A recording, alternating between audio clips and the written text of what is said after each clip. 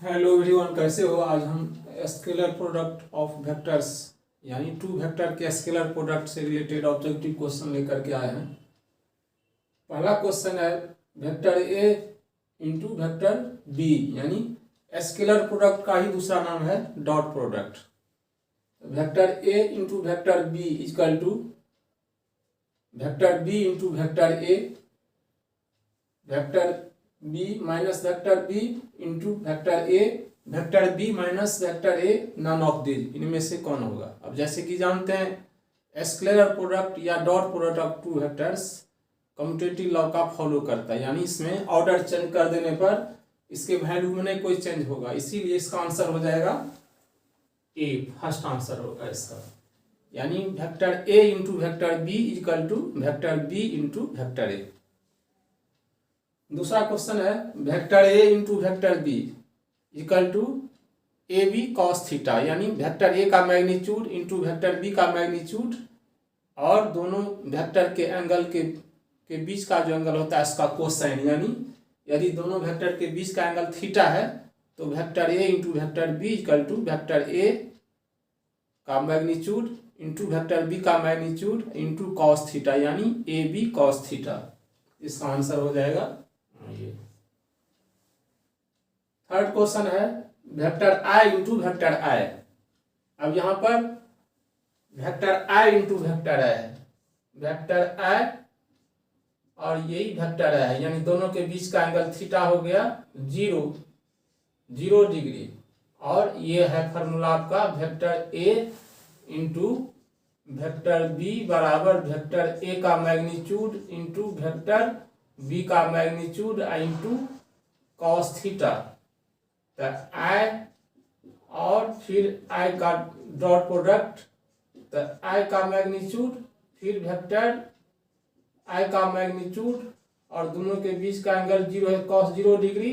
ये unit vector होता है तो यूनिट वेक्टर का मैग्नीट्यूड 1 इंटू 1 यानी कॉस 0 डिग्री यानी बराबर 1, कॉस 0 का वैल्यू 1 होता है, इसलिए इसका आंसर हो जाएगा, फर्स्ट आंसर हो जाएगा आई into J, vector I into vector जे के बीच का एंगल, जैसे कि जानते हैं वेक्टर आई जे और के एक्स वाई और जेड एक्सिस के अलोंग, जैसे मान लीजिए 3 डायमेंशनल है,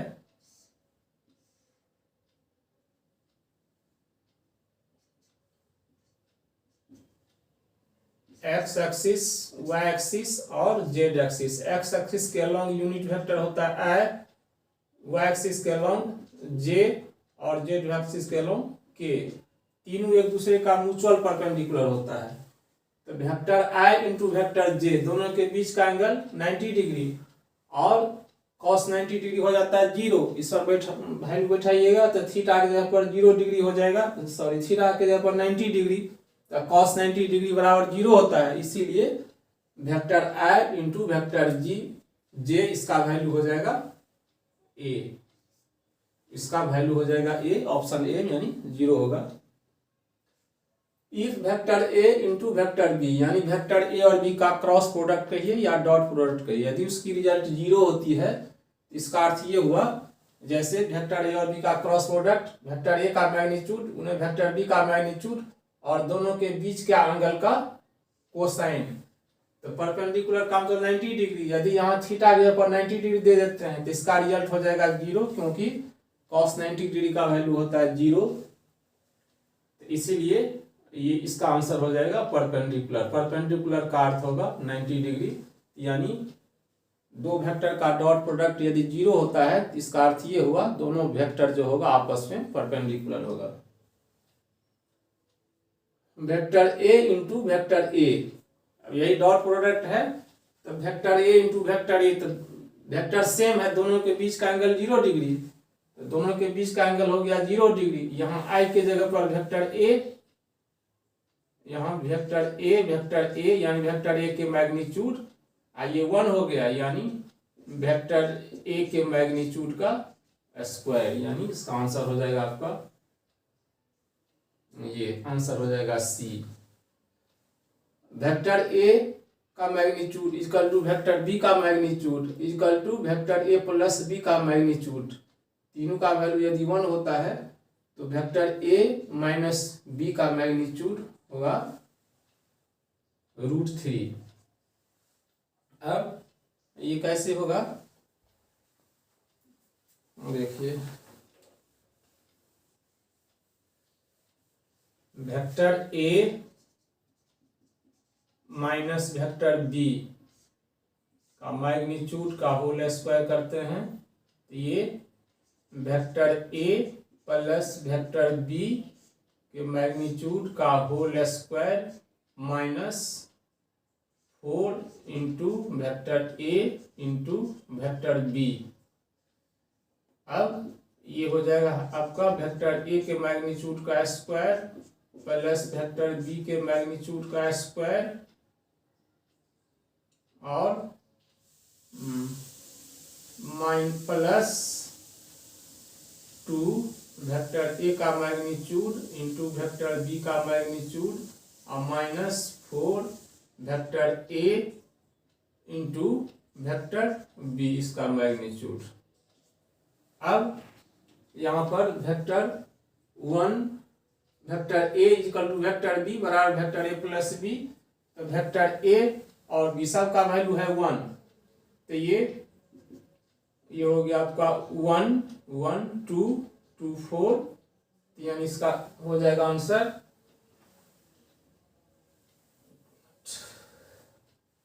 इसका आंसर हो जाएगा ये √3 हो जाएगा इसका आंसर। अगला क्वेश्चन है vector A plus vector B का magnitude equal to vector A minus vector B का magnitude, then vector A parallel to vector B, दूसरा है vector A perpendicular to vector B, और सी है vector A equal to vector B. मान vector A का magnitude और vector B का magnitude, इसमें होगा आपका आंसर ये परपेंडिकुलर। ऐसे वेक्टर ए प्लस बी का मैग्नीट्यूड दोनों तरफ स्क्वायर करते हैं और ये दिया हुआ vector A minus vector B के मैग्नीट्यूड के बराबर दोनों का स्क्वायर करेंगे तो ये हो जाएगा वेक्टर ए के मैग्नीट्यूड का स्क्वायर प्लस वेक्टर बी के मैग्नीट्यूड का स्क्वायर प्लस 2 वेक्टर ए का मैग्नीट्यूड वेक्टर बी का मैग्नीट्यूड। इस साइड वेक्टर ए का मैग्नीट्यूड का स्क्वायर प्लस वेक्टर बी के मैग्नीट्यूड का स्क्वायर माइनस 2 वेक्टर ए का मैग्नीट्यूड वेक्टर बी का मैग्नीट्यूड।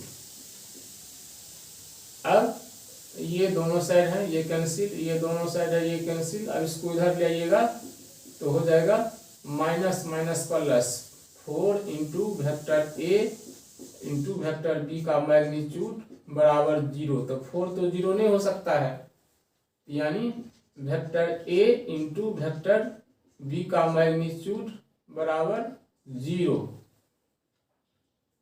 यानी तो ये हो जाएगा। यहाँ पर इसको मैग्नीट्यूड के अंदर रखिए vector A into vector B, और यहाँ भी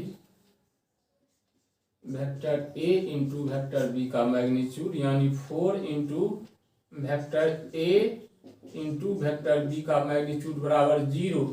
तो ये तो 4 0 नहीं हो सकता, इसका मतलब वेक्टर ए और बी का डॉट प्रोडक्ट 0, और ये होगा कब यदि थीटा बराबर 90 डिग्री तब, यानी इस स्थिति में ये हो जाएगा एक दूसरे का परपेंडिकुलर। एंगल बिटवीन वेक्टर्स, अब दो वेक्टर्स दिया हुआ रहेगा, कहेगा उसके बीच का एंगल निकालना है। उसके बीच का एंगल कैसे निकालते हैं देख लीजिए। जैसे वेक्टर ए और वेक्टर बी का डॉट प्रोडक्ट बराबर होता है वेक्टर ए का मैग्नीट्यूड वेक्टर बी का मैग्नीट्यूड और दोनों के बीच के एंगल का कोसाइन। यदि थीटा है दोनों के बीच का एंगल, ये हो जाएगा कॉस थीटा। मतलब vector A into vector B बराबर magnitude of vector A into magnitude of vector B into cos theta. तो यही कहेगा आपका कोसाइन निकालने, फाइंड द एंगल बिटवीन दोनों के बीच का एंगल। तो ये कॉस थीटा हो जाएगा vector A into vector B बट्टा वेक्टर ए का मैग्नीट्यूड इंटू वेक्टर बी का मैग्नीट्यूड। अब vector A into vector B. अब देखिए यहाँ पर 2i है, 2i गुने 2i, 2 2 जा 4। अब ये बताएं जो वेक्टर आई इंटू वेक्टर आई, इसकी वैल्यू होती है 1, तो 2 2 जा 4, तो ये हो गया 4 और 3 1 जा 3 यानी -3, प्लस और माइनस, तो -3। अब यहाँ पर 1 +1 और -1 यानी प्लस माइनस माइनस, तो -1 हो गया, और नीचे में इसका मैग्नीट्यूड हो जाएगा 2 दूना 4 3 4 9 4 13 1 14, ये हो गया 14, और इसका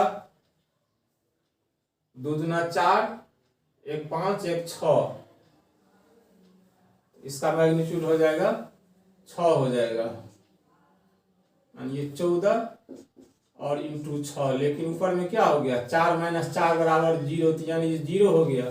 तो कॉस कितने डिग्री का वैल्यू 0, कॉस 90 डिग्री का वैल्यू 0, यानी थीटा हो जाएगा 90 डिग्री। 90 डिग्री को ही रेडियन में हम π/2 लिखते हैं। इस प्रकार से आंसर ये हो गया।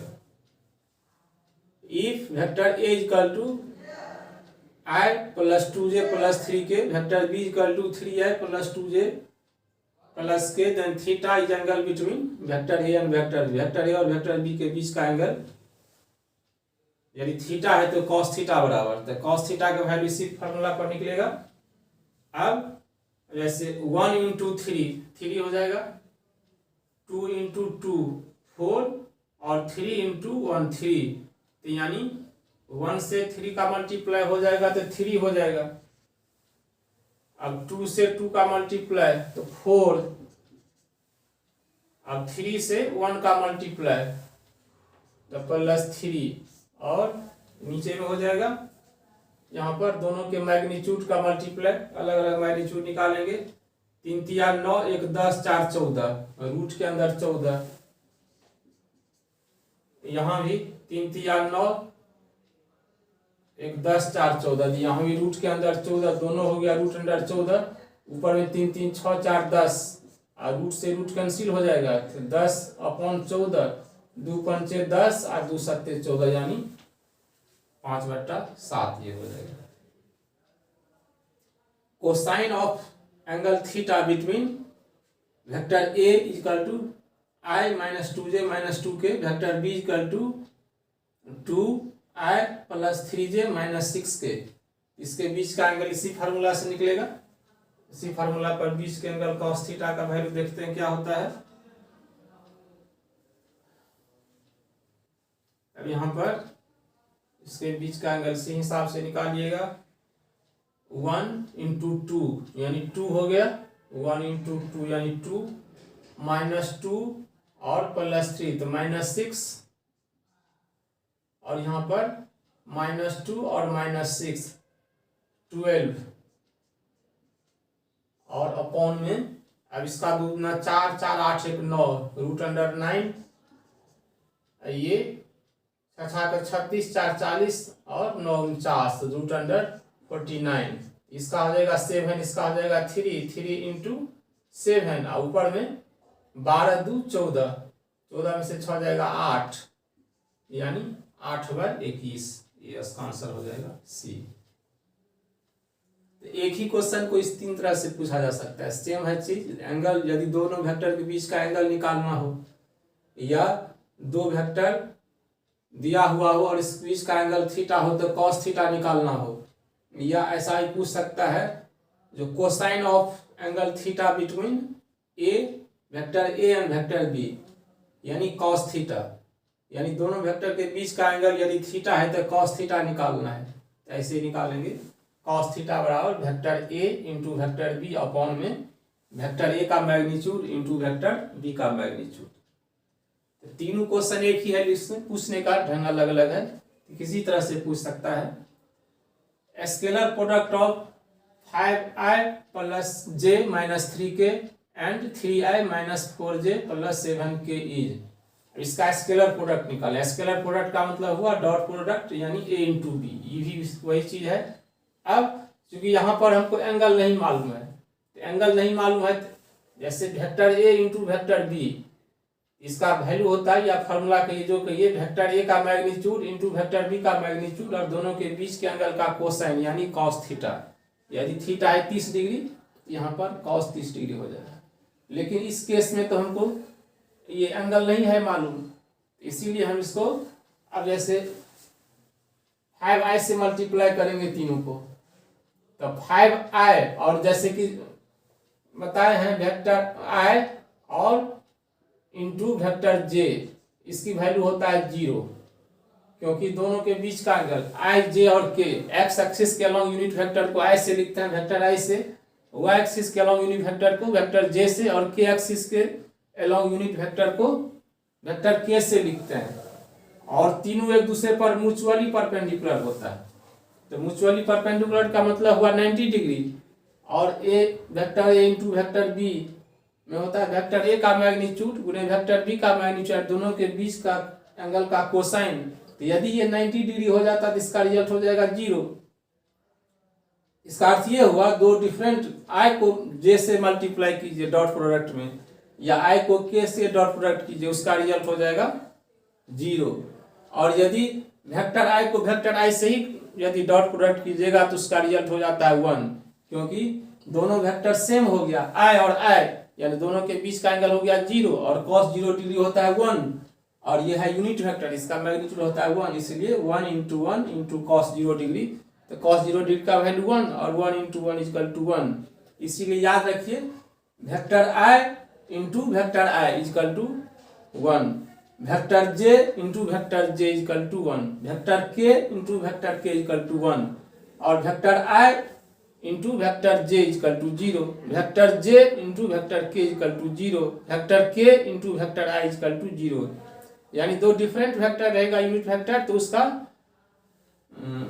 तो उसका ये डॉट प्रोडक्ट हो जाएगा 0 i j k के फॉर्म में।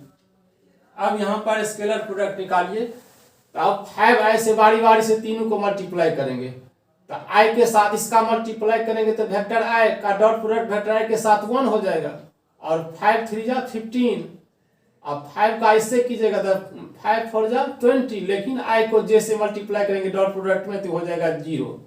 इसी प्रकार से i का k के साथ डॉट प्रोडक्ट 0, तो ये दोनों हो गया 5 के साथ प्रोडक्ट करने पर 0 हो गया, केवल ये बच गया था 5 या 15। अब j लेकर के चलेंगे, j का फिर i के साथ, j का फिर i के साथ 0 हो जाएगा, k के साथ 0 हो जाएगा, केवल j के साथ 1 होगा, तो यानी 5 से 3 का मल्टीप्लाई करेंगे तो हो जाएगा 15। अब j से j का मल्टीप्लाई करेंगे तो हो जाएगा 1, या प्लस और माइनस है तो प्लस माइनस माइनस, तो ये -4, और -3 का +7 से तो -21। अब ये हो गया 21 और 4 दोनों माइनस में है तो -25 हो गया, और 15 में से 25 माइनस होगा तो -10। इस प्रकार से इसका आंसर हो जाएगा। अगला क्वेश्चन है vector a equal to 3i plus 2j plus k और vector b equal to 4i minus 5j plus 3k, then dot product of vector a into vector b। यहाँ भी वही होगा, सेम चीज है। अब जैसे 3 4 जा 12, ये हो गया 12 आपका, 2 से इसका -10, k से इसका दोनों प्लस से है तो ये +3 हो जाएगा, तो 12 3 15 में से 10 जाएगा 5, तो ये हो गया आपका C। क्वेश्चन नंबर 14 है if vector a and b are perpendicular to each other, यदि वेक्टर a और वेक्टर b यदि एक दूसरे पर परपेंडिकुलर है तो वेक्टर a और b का डॉट प्रोडक्ट इक्वल टू 0, यानी vector a into vector b equal to 0, vector a और वेक्टर b का cross product equal to 0, vector a plus vector b equal to 0, vector a minus vector b equal to 0। अब जैसे कि जानते हैं vector a into vector b बराबर होता है वेक्टर a का मैग्नीट्यूड गुने वेक्टर b का मैग्नीट्यूड और दोनों के बीच का एंगल कोसाइन यानी cos थीटा। ये एंगल यदि आपका 90 डिग्री हो जाता है तो रिजल्ट हो जाएगा 0, तो परपेंडिकुलर का अर्थ होता है 90 डिग्री, तो इसीलिए वेक्टर a और वेक्टर b यदि परपेंडिकुलर होगा उसका डॉट प्रोडक्ट हो जाएगा 0। इसका आंसर हो गया। और कभी कभी डॉट प्रोडक्ट को ही आपको इस फॉर्मेट में दिया रहेगा, दो वेक्टर दिया हुआ रहेगा, ब्रैकेट के रूप में लिखा रहेगा, बीच में डॉट यानी इंटू का चिन्ह दिया हुआ रहेगा। इसका भी आंसर हम उसी ढंग से देखेंगे। अब ऐसे आई वाले को आई से तो द्वितीय 6 हो गया आपका, यहाँ से ये हो गया 6।